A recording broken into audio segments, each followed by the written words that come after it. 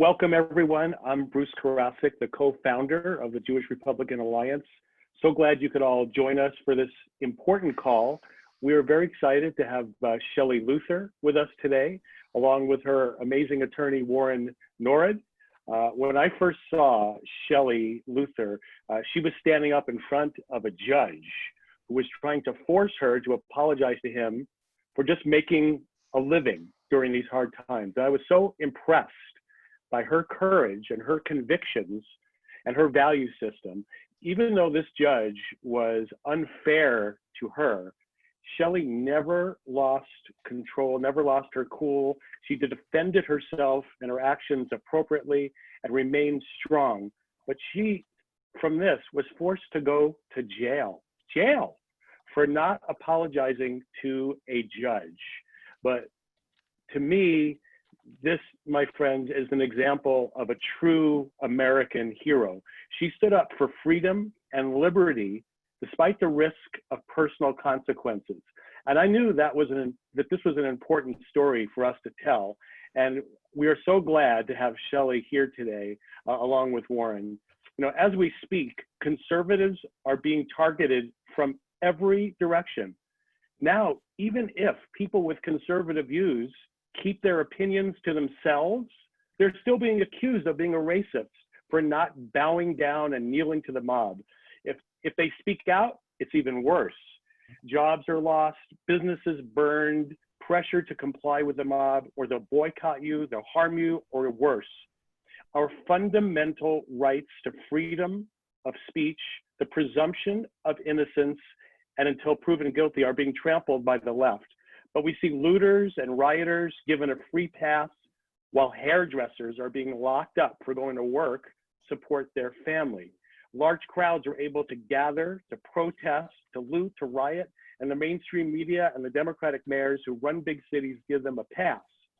But if you're a small group of Orthodox Jews gathering for a wedding, or if you're a Christian trying to attend church, you're criticized and threatened with arrest. And just today, I saw this announced one day before President Trump's scheduled rally in Oklahoma. The mayor, G.T. Bynum, was forced to declare a civil emergency and a curfew. In his executive order, he received information from the Tulsa Police Department and other law enforcement agencies that individuals from organized groups who have been involved in destructive and violent behavior in other states are planning to travel to the city of Tulsa for the purposes of causing unrest in and around the rally. And now the left wants to defund the police, and without law enforcement, there will be lawlessness, anarchy, no one will be safe. And police officers are going to retire early. They're going to not arrest criminals for fear of reprisals and being attacked. Fewer good people will want to become police officers, and the JRA supports our police officers, and we are calling for the resumption of law and order, free speech, and liberty. The JRA admires the courage of proud Americans like Shelley Luther and President Trump, and we will continue, along with you and many others, to fight in the world of ideas to preserve the values that have made our country great. So thank you very much. And I'd like to now introduce fellow co-founder Mitch Silberman. Mitch? Hello, JRA community. It's so exciting to be together again, even if only virtually, digitally for now. Many of you know that the JRA has been blessed from its very inception to have so many non-Jews as part of our organization. We feel very passionately that if you love America and you love Israel, this is your home and this is where you belong. And we love having you here. Earlier this year, we actually hosted, in real life, Candace Owens. And I kind of did a little outreach to our Christian brothers and sisters in the audience that night. And I asked them about a phrase that they were probably very familiar with called WWJD. As many of you know, that stands for What Would Jesus Do? So I had my own twist on it, which is WWYD. What will you do? We are at a very dangerous time in our country's history right now. And what are you going to do to help get things back the way they're supposed to be? The very things that we cherish, the rule of law, police officers, freedom, capitalism, liberty, our culture, our history, they're all under attack. It's very frightening. And we have with us today a great shining example of courage. So if someone were to ask, Shelley, what will you do? Well, we know what she did. The odd part is, if someone had said to her 6 months ago, you know, Shelley, in a few short months from now, your name is going to be known all across the fruited plain, she would say, what? What? Why? Oh, and by the way, you're going to jail. She would have said, whoa, me? What could possibly happen that would be the case? And yet it did. And as Bruce mentioned so beautifully, the courage she displayed really shines as an example for all of us. Again, what will you do? WWYD, because now more than ever, conservative activism is needed to help preserve the Judeo-Christian values upon which our beloved country was founded. Shelley is a shining example of that. I believe it was Winston Churchill who famously said something to the effect of, courage is the most important virtue because all the others depend upon it. So this is a great pivot for me to introduce you to Shelley. She's the daughter of a career Marine veteran. As we all know, she had the courage to stand up for herself and others that were suffering from the economic devastation of the long-term closures. It wasn't the virus that did this, it was the lockdown. Her lone voice became the voice for many to reopen, not only in the state of Texas, but across the country. Warren, we're glad you're here too, and I want to give a shout out and a special thank you to Mark Whithour, who's making everything go so well and so smoothly today. So Shelley, I think Bruce wants to start off and ask you a real easy question, and then we're dying to hear all about you. Well, welcome, Shelley. So glad to meet you here and see you. Same to Warren. We've talked on the phone, but glad to see you in person here. Shelley, can you start out just by telling our audience your story and what happened to you to start this whole issue that landed you in front of a judge? Mitch, you said this question was easy.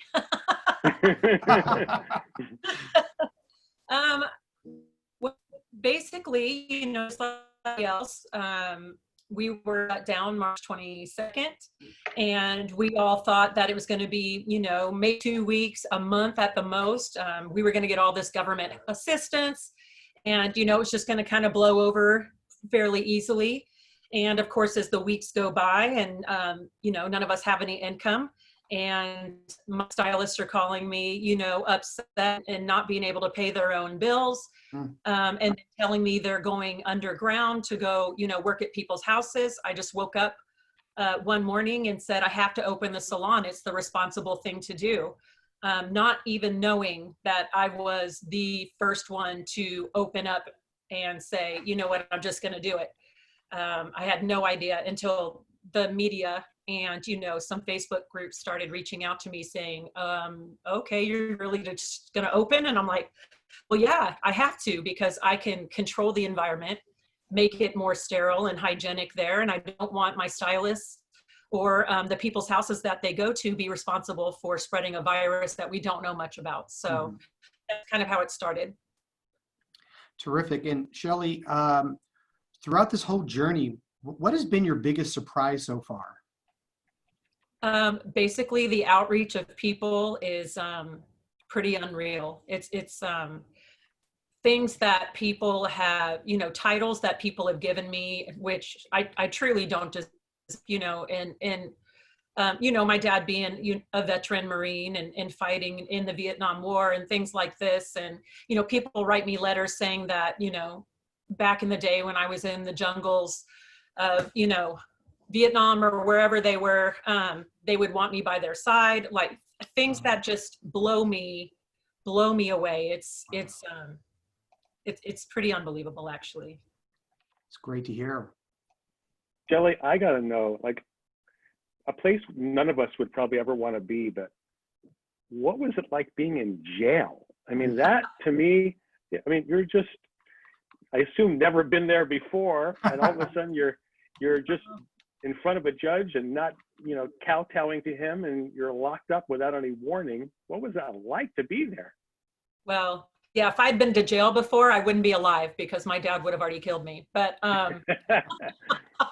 now it's a joke between us saying, I thought I could always tell you I've never been to jail. Yeah, I can't tell him that anymore. But it is kind of a joke between us now. And it's exactly what you would expect it to be like. yeah, getting fingerprinted and kind of like all the stuff that you see on TV. But when it's you, it's obviously a different story, and it's kind of a scary feeling. Are you by yourself, or do you have a roomie? Well, this jail, and I don't know how other jails are, but on TV you kind of see them with like prison bars. This jail was some kind of like glass, thick, probably like bulletproof glass or something that had the doors open up. It was like steel and then mostly glass. So I was in like one area that had 7 other women in individual cells, and I was in my own individual cell. And they let us out probably about an hour a day to shower and, use the payphone. Wow.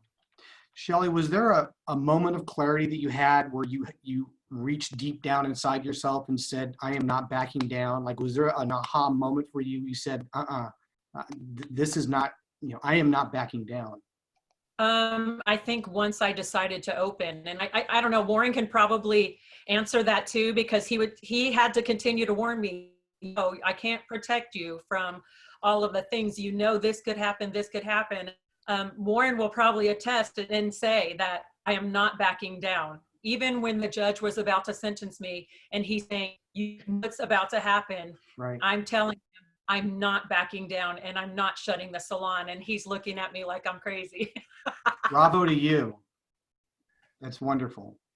Well, one thing's for certain is Warren and his wife, Annette, and his whole staff are just amazing. I've had numerous conversations with them, and he's an excellent lawyer. But Warren, I think Shelley's still facing a lot of legal issues that remain. Is that true? Absolutely. Of course, as everybody famously knows, the Texas Supreme Court issued a writ of mandamus releasing, or at least for a while they worked through it. We filed this application for writ of mandamus, or I'm sorry, not writ of mandamus, but habeas corpus on the 6th in the evening. She went into the jail on May 5th. So we worked all the next day, that night and all the next day, and got it filed. And then the next morning, the Supreme Court released her with habeas corpus. But that's not the end of the story. That's just she spent 2 of the 7 days she was sentenced to for the contempt. This is criminal contempt, so the governor's order didn't really help us that much, although we can argue it. And nobody else, it is purely the Supreme Court that did it. And they said, okay, we're going to look at this. The city needs to respond to us by Monday. The city did. That was the following Monday. And we filed a document to say, well, we need some more time to brief this properly. So they gave us another week, and then the city has another week. It's all before the Texas Supreme Court right now. They're going to come out. They're going to say she's got to go back for 5 more days, or they're going to say it looks as though you guys were right and this shouldn't have happened. And so then she'll be sprung. But right now, it's all tenuous. It's not decided.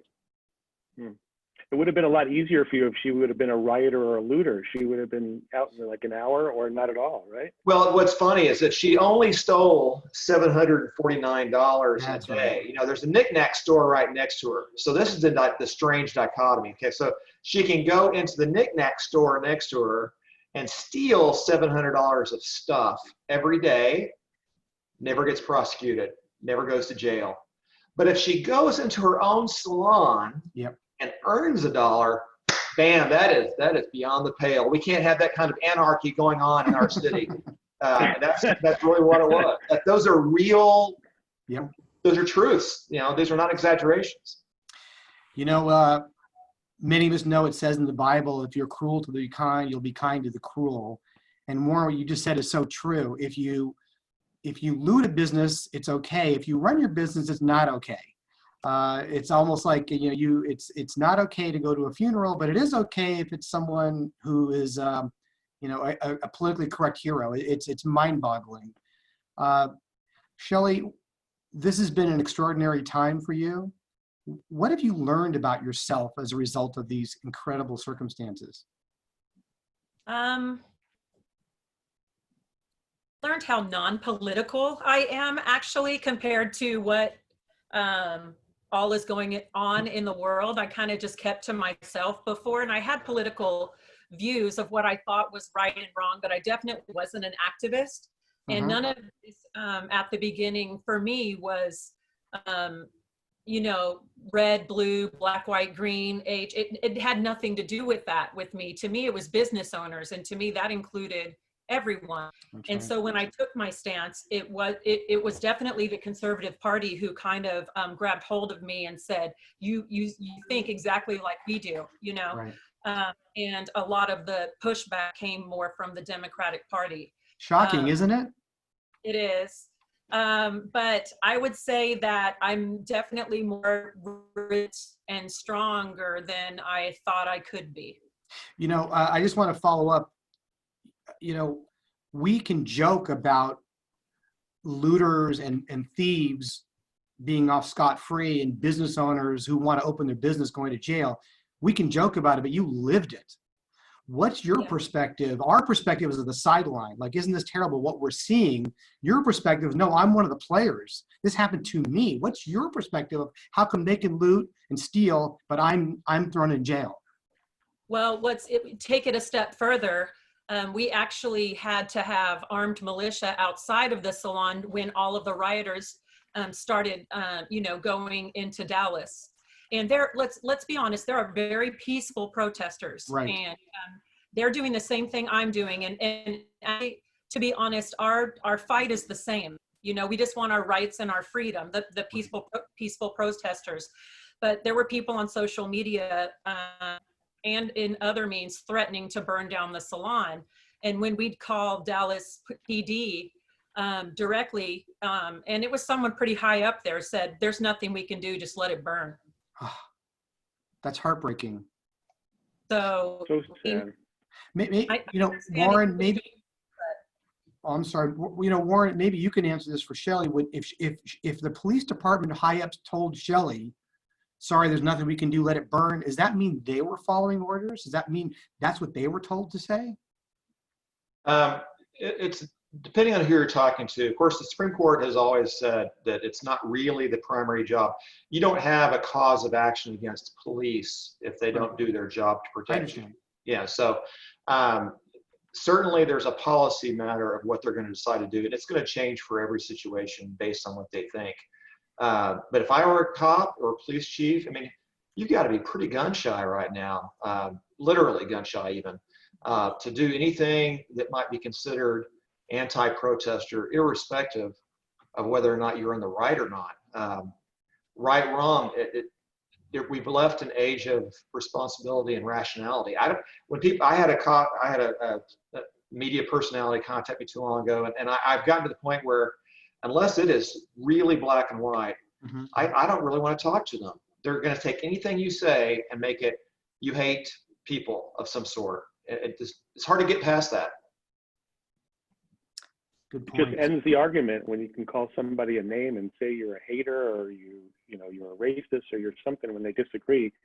But now we can't even have our president speak without people threatening to come in today and blow that whole thing up. It's just. Yeah, we had during this debacle with Shelley, while she was reopened and she was working, there was a gal that lives here in Arlington that said that she is COVID positive and she was going to go into Shelley's salon and spread her virus everywhere. And so that woman actually called our office to say, because that became a known thing. And of course, a lot of people jumped her on her on Facebook and she called us for relief. And I said, look, you caused this mess. I didn't actually talk to her. I said, we were called the cops for the terroristic act. That's a terroristic act to do something like that. And so they can threaten us and we just, and it's our fault. That's right. What are you talking about? Shelley, what are some of the more inspirational comments and words of encouragement that you've gotten either on your social media or email from either people who didn't know you and your family too? So we'd love to hear about some of the kind things that were said. I think just from the first day that I gave a speech in an Open Texas rally, they just asked, I wasn't even ready. Of course, all of this is just kind of I didn't even know what was happening the next minute, much less the next day. You know, I just kind of went with my gut and honestly felt led the entire way. I honestly could tell you that most of the time when, you know, the cops were showing up, I was receiving cease and desist orders, temporary restraining orders. I had this weird calmness over me. I didn't have really a fear. I just knew that, you know, God would take care of me. And if I felt like I was doing the right thing, then, you know, things would wash out in the end. So with that being said, people would call me a hero, a patriot. People were sending me and giving me their medals of honor from war. Wow. I mean, it's unreal. I have paintings of people, like famous artists, Wow. painting big pictures of flags for me. I had the founder of Supercuts contacted me. I have John Paul from Paul Mitchell contacting me. I mean, just people that, I mean, you know, Sarah Palin, Ted Cruz, people just wanting to show their support when we were just this little salon kind of buried in this corner that no one even knew we were there. So it's pretty unreal that, you know, when you say our name, pretty much everyone in the nation knows what that is and who owns that and what's going on there. So it's unbelievable. And do you find that you're still open daily for the most part? I'm not closing. Okay, good. I don't care what happens. Ever. And you're I can stay open 24 hours if they wanted to. Actually, it is, because they have a key. My stylist can work whenever they want. I don't care what happens. And sorry, Warren, if I have to go to jail 1,000 times, I'm not letting the government shut my salon. It is what it is. I don't care. Do you have any customers that don't talk about this subject? In other words, does anyone just come in for a haircut anymore, or is it they're coming in because they're there to support you and they're proud of you and they're so happy, you know, to be involved with you? So we have new clients that fly in from all over the United States, coming in just to spend the day, get their hair done, because we have nails and facials, we have other services there too, but whole families just coming.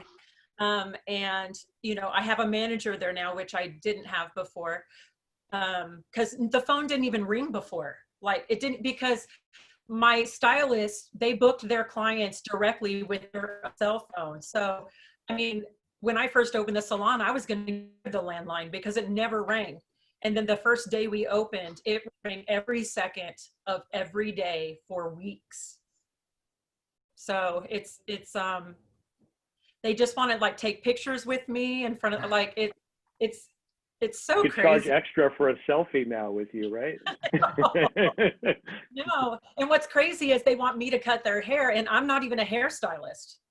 I do not cut hair.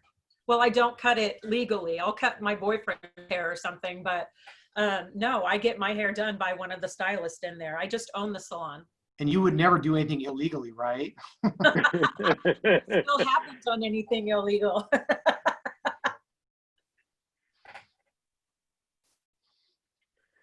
So if you had to do this all over again, Shelley, would you?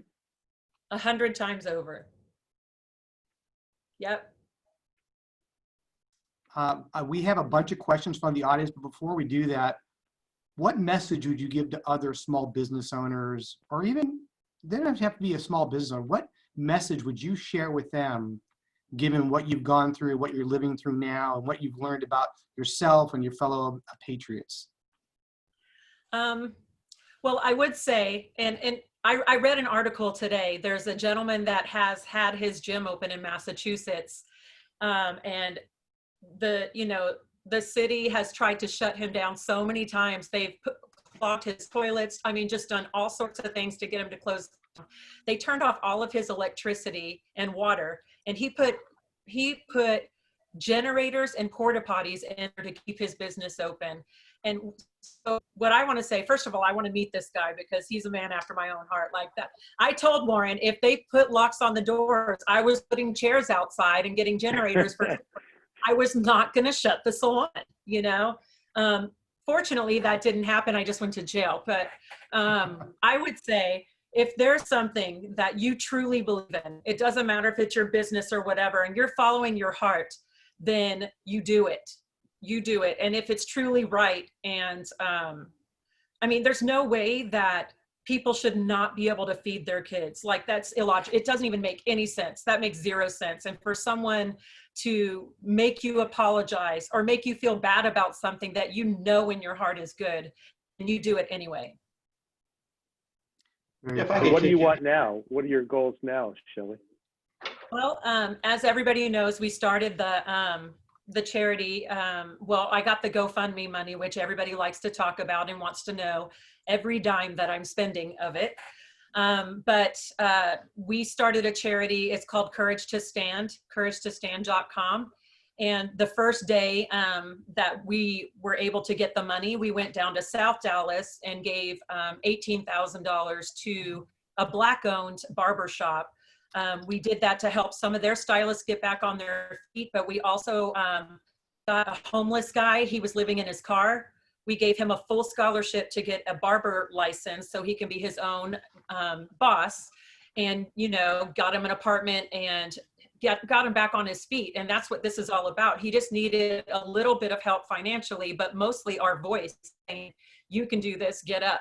And so that's what we have our charity for, to help anyone that may not have the voice or may not have the finances to stand back up after this horrible thing that's happened. Well, you just confirmed what a awful person you are, obviously. That's so inspiring, Shelley. That's it. Listening to you talk, it doesn't surprise me one bit. It's wonderful to hear. Curious, has President Trump reached out to you at all? I think that when I was in jail, Tim got a lot of phone calls, my boyfriend, seriously, like Lifetime wanting movies, and it's just ridiculous, like just crazy things.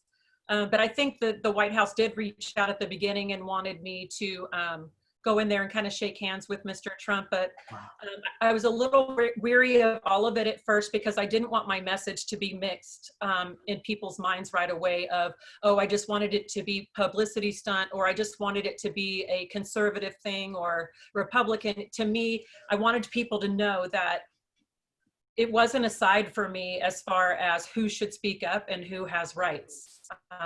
I just wanted it to be, you stand up if you feel like you're doing the right thing. So that's why I kind of avoided kind of taking a side at the beginning.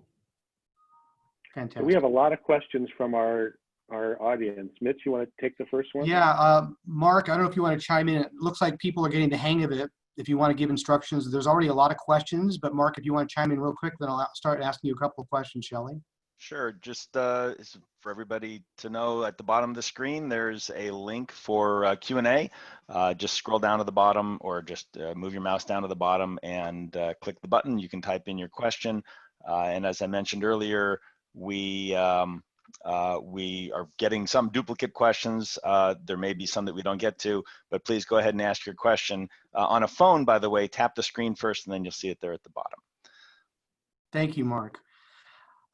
Shelley, there are a lot of great questions here, and I'm going to ask you one from Kurt that actually goes to the heart of why Bruce and I founded the Jewish Republican Alliance in the first place, because we felt like unicorns. We were Jewish Republicans in California, so we were a minority within a minority within a minority, and what we learned is that we couldn't speak up.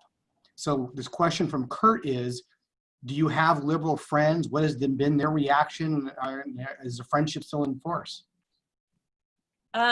So, like I said before, I wasn't super political before this.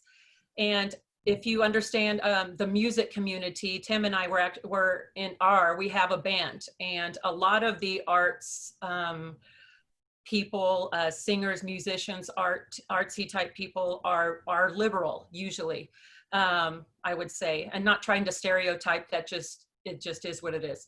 I would say that they were my friend before this, and they're my friend afterwards. I haven't seen a lot of my friends just because we can't do are banned right now. Nothing's open, or can they afford to pay us?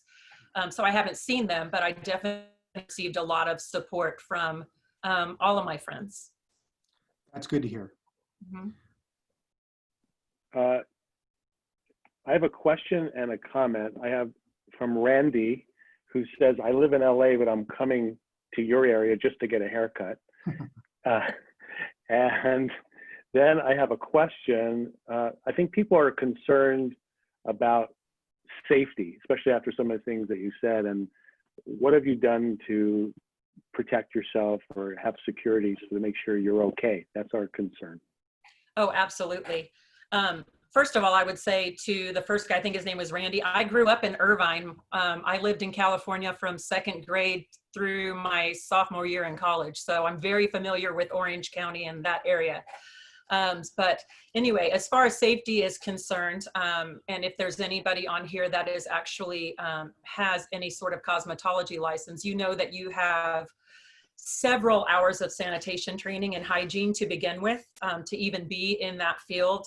Most of their training is in hygiene to make sure that before this, the major concern was AIDS or any kind of bodily fluid that could be exchanged from one person to another. So we obviously all, excuse me, follow all of those guidelines. On top of that, no one can enter the salon without a mask. We have sanitation stations now. So when a client walks in, they have to sanitize their hands. And of course, switching out capes, cleaning all the tools in between, cleaning the chair in between. And if you don't know about the sanitation products that cosmetologists have, they can like burn through rubber. So they're commercial grade and more powerful than most things that you can buy on the shelf. But we also have chairs sitting 6 feet apart outside.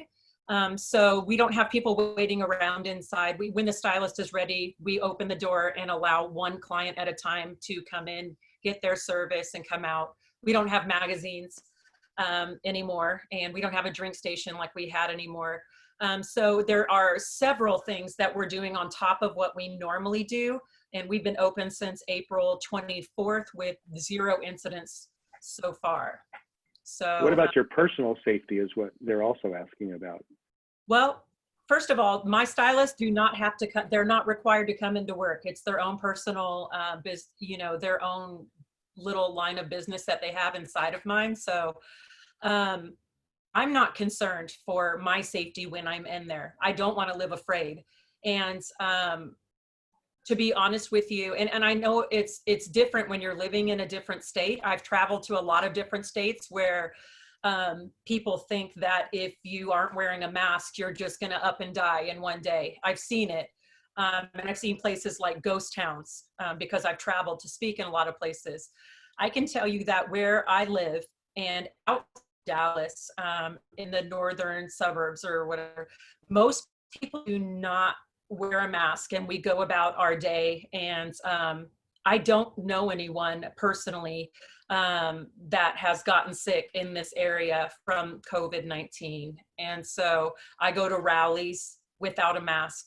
I take pictures, I hug people, I do all of those things. And I just feel like if that is something that's going to happen to me, then I will deal with it, but it's not worth hiding at home and being afraid of it. Shelley, there's a comment, and then I'm going to piggyback on Bruce's question. The comment is from Marcy. It's really nice. She says, as I hear you speak, Shelley, I just have tears in my eyes. You are such an inspiration and a beautiful soul. Thank you for sharing your courage with us. I had to share that with you. That is so sweet. The piggyback question is, some of the questions we're getting from people, including Linda and Barbara, is I think about personal safety as in not from the virus, but as in from dangerous people. Oh yeah, that.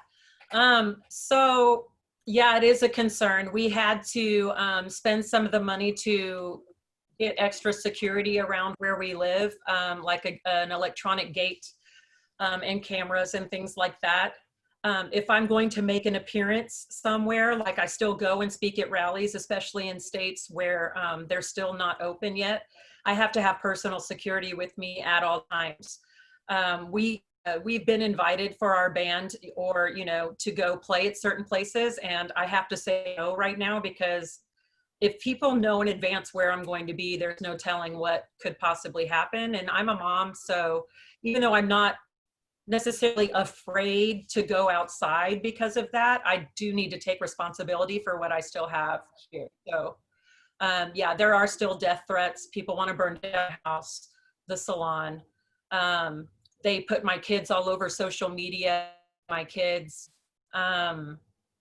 Just, you know, it's just craziness. And some of the hate mail that I've received, you would think that these people were raised by wolves. Like, I don't understand what, like, people taking the time, like serial killers, cutting out newspapers or like magazines, each letter, printing out my picture on there, calling me obscene names. So, you know, it doesn't even make me mad. It makes me sad for those people. Wonder how many of those people are registered Republicans. Well, you know, what's funny is I know that when I open mail and it doesn't have a name or a return address, it's probably bad, because they never write their name and they never, you know, want to have a conversation about something. They just want to be mad. They are the opposite of you. They are cowards and you are courageous. Thank you. One of the questions asked to me earlier is, obviously you have a family. How have they all reacted to this? So as far as my family, I have a daughter that is 23, and of course she was laid off. She was a bartender down by A&M, and she was laid off during this time, so we were helping her. And I have a daughter that just turned 17. She's a junior in high school. She, at one time before I opened the salon, was working at Chick-fil-A, which and not everybody knows what Chick-fil-A is, but like a fast food restaurant. Okay, good.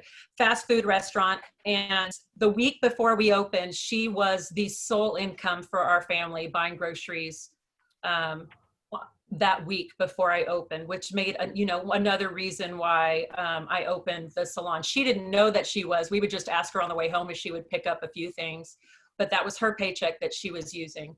And so a lot of people don't realize that it doesn't matter if you're, you know, destitute, like if you're begging for money on the street, or if you live in a house and have a car and have things that you've worked for. If your income stops, you don't have money. And it doesn't matter how many things that you have. And that's what people don't understand. They want to be upset with me because I'm 47 years old and I have a house. And there's no way that I could be, you know, not able to feed my family. Well, how do you feed them when there's no money coming in? I wasn't paying my mortgage either. I was 2 months behind. So just a lot of people that don't understand how much money goes out in a small business, things like that, which is kind of off the topic. But my daughters, I think, don't understand what it is yet. Tim has a son that's 10 years old. He definitely doesn't understand. All he wants to know is, why does everybody hate each other? Not us, but it's like, why is everybody fighting? I don't get it. We're all the same. And my mom is very concerned and scared when I go to places and speak, and I have to tell her that I have to. I feel led to. And I think in general, they're proud, but it's tough for them. We have a question from Tracy in Thousand Oaks, and she would like to know, where do you think you got this immense courage from? Was it, you know, that fearlessness and strength to stick to your morals based on things you got from your parents?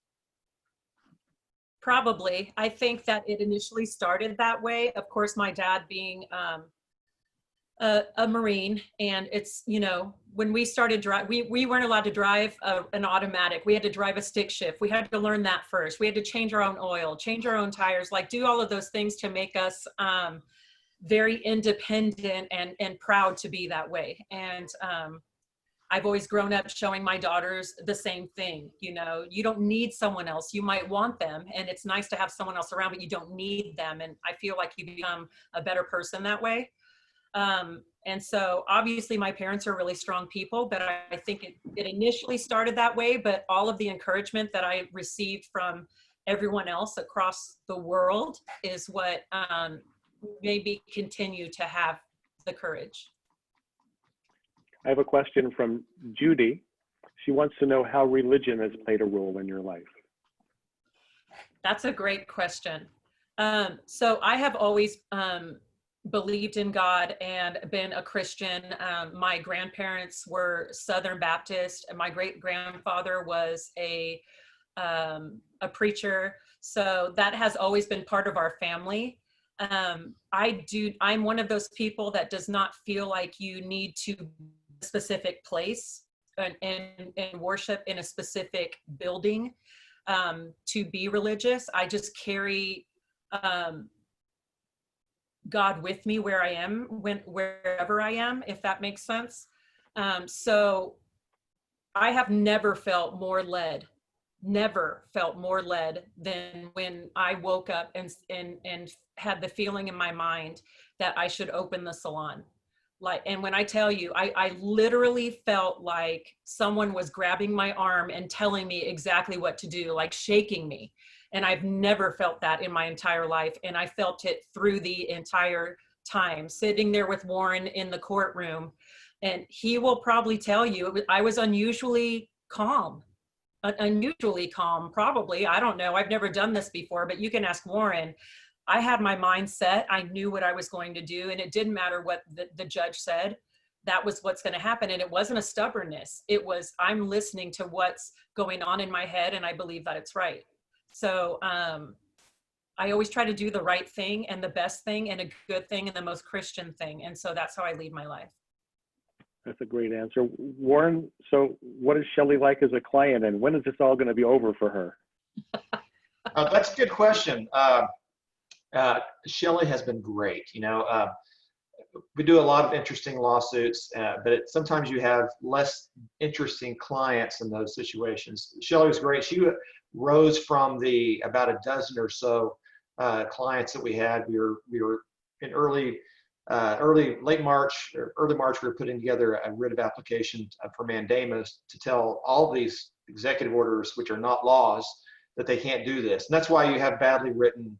They're calling them laws, but they're badly written, and they put people in jail when they don't really mean to. And so Shelley was part of that.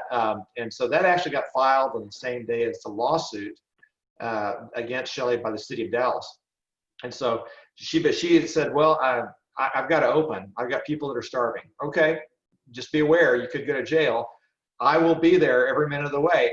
And so there were several opportunities. I tell people in a lawsuit, there are punctuated periods where you can get off the highway if you're on a wrong road. You can get off the highway when it's not a dedicated stop, but there are places where you're supposed to get off the highway. And every time there was a place to get off the highway, I said, now, you want to do this? I'm good with you, sister, but you got to decide. So even when we took that fated day where they took her away, we had a recess. When Judge Moye was watching the governor decide what he was going to do in his executive order that week. And we were chatting and said, now, this could be it. And I said, it's up to you. And she said, okay, I'm ready to go. Boy, it went just like that. So she's been great. She needs minimal, if any, assistance. As you can tell, she's very personable. So there are some times when you feel like you've got to carry the ball, and you don't have anybody to throw it to. We are a well-oiled machine, and Shelley's been awesome. So I have no complaints at all. 5 stars. So. How long is this going to go on, though? Well, it's a good question. How long is this going to go on for her? I'm sorry, I didn't answer. Years? Or? The city of Dallas has a traditional civil lawsuit, not penal. It's a civil lawsuit against the salon and Shelley for operating against the rules or the laws. Now, the law that they're saying that she was breaking is actually the 4th emergency rules put out by the city manager, who claims to have power to make law by just a signature of his pen, because the mayor of Dallas says he can do that because there's a disaster. And it goes all the way back up to our governor. We currently have a motion to recuse filed, and that's been totally briefed, and that went actually into submission to the judge that's deciding that a couple of days ago. So we expect to hear that. I could hear from that any moment. And so, in fact, when I get a break, I'll look at it. And we'll find out whether or not Judge Moya has been recused or not. Yeah. As far as the Supreme Court, they're deciding right now. They're not deciding the whole case, right? They're just deciding whether or not the habeas corpus was valid. In other words, did Dallas justifiably put her in jail? And people will be confused and say, well, she's put in jail for breaking the rules. No, she was put in jail for contempt for breaking the restraining order that she received for breaking the rules. So it's it's one step more than that. Texas Supreme Court will come back from that, and they'll say she gets to go back for 5 days or not. If they come back and say 5 days, then we will apply to the Supreme Court of the United States, which will be a monster. I have filed 2 things with the Supreme Court of the United States, and it is scary. But I hope I don't need to do that, but I will be happily to do that if you need to. I hope it doesn't come to that. But irrespective of what happens, we have a lawsuit that we're in the middle of. And so we're actually sending out discovery today in that lawsuit, and that'll go on for another 6 months to a year, unless, of course, the Supreme Court says, they could say, these rules are not law. You don't get to put her in jail. If you don't have law, then you have contempt of a law. You don't get jail. She's out. So if they came out and said that, that would be a big flag to everybody that says, no, you don't get to do that. And I would assume that we would come to a meeting and she'd be out and be done. Otherwise, it's going to continue for another 6 months to a year. Oh my. So Meanwhile, if you want to steal money, you feel free. Go for it. That's fine. Yeah. It's a sad state of affairs. Shelley, I do want to go ahead. I wanted to we have say a great something. question from David and Warren- Julie here in Southern Warren, there was California. one more thing. Okay. And we're going to ask that of Shelley and also for Warren, which is what was it like in that moment when you were interacting with the judge? Well, first of all, I would say interacting is a strong word because he did not let anyone interact. If you saw it, he basically was running it. He didn't even let Warren speak or say anything in my favor. So there was a lot of barking and telling us, but interaction, I would say, is definitely the wrong word. So to me, I just felt like my dad was really mad at me for breaking my curfew. That's basically what I felt. I don't know. Warren, how did you feel? I have a lot of cases in front of this particular judge, and he is, he reads the material. He knows what he wants to do. The interesting part about that, for the inside baseball people that want to hear about this, there is a pre-hearing hearing by Zoom the day before. Dallas courts are shut down. You don't go into the Dallas courts for anything. And so he said during that pre-hearing on Monday, we're going to have this in person. And I thought, well, that's good for us because we can get our words across and we can make sure things happen. And it'll be broadcast, but it's weird. And so later on, we realized he wanted to put her in jail.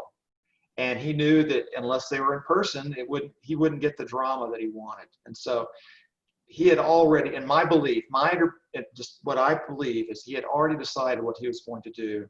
He had read all the briefs and he decided that he could win an appeal. And so he was going to put her in jail. And it really didn't matter what happened if she didn't bend the knee or kiss the ring, however you want to put it. He could have said, Shelley, I understand where you are. I'm gonna just fine you. I'm gonna confine you to your house. I'm gonna do a number of things and not put him in a jail. The weird part is to say, I believe, as the Judge Moy, I believe that you're imperiling people with a potential dangerous virus. That it's so bad that we're not putting people in jail for breaking the law.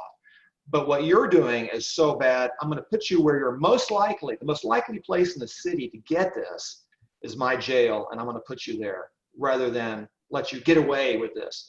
Now, the odd part is that he fined the business $500 a day and let it continue on. He didn't, it's kind of weird. So in some respects, he wasn't as harsh as he could have been. It's just his mannerism. You can have a great doctor with a bad bedside manner. Judge Moye is, I have to give this to him. He reads what you give to him. but he's made up his mind and he doesn't want to actually give you a fair shot at explaining anything. That I will say, I'll say that critically out loud, that Judge Moyer should allow people to give a defense rather than shut them down like he does. So anyway, that's all I wanted to say about that. But I mean, I would also say, to add to that, thinking, here we're sitting in the courtroom for opening the salon, right? Or I'm about to be sentenced to jail for opening the salon. But on that day, you could get your pet groomed next door to me. You could be shoulder to shoulder in Walmart, Lowe's, Home Depot with anyone without a mask. You could buy CBD oil. You could get liquor to go, and you can get your breast augmentation and get an abortion, but you could not get your hair cut. Those are essential items. I don't know what you're talking about. Well, you know, I wanted to close and, you know, thank you, Shelley, so much for being on, and Warren, thank you so much for all you are doing as well. We deeply admire both of you, and from Mitch and I and everybody in the JRA, we wish you the very best. Our thoughts and prayers are with you for a successful outcome to this. And we're just as excited to be able to meet you and look forward to hearing more great things about what you're doing. Thank you so much. I would love to talk to you guys at any time. You guys have been great. We'll make that happen. And by the way, next Friday, for everybody still out there, we're going to have Brandon Strock, friend and founder of the Walkaway movement. So he's going to be on. A little bit about the JRA. We're Unite and Energize Conservatives to take action on behalf of America and Israel. So if you'd like to support our organization, you could become a member on our JRA website, jewishrepublicanalliance.org, or make a donation of any kind right there, jewishrepublicanalliance.org. Until we meet again, we thank you so much for your support. All the best to everybody. Have a great weekend, and Shabbat Shalom, everybody. Shabbat Shalom. Bye.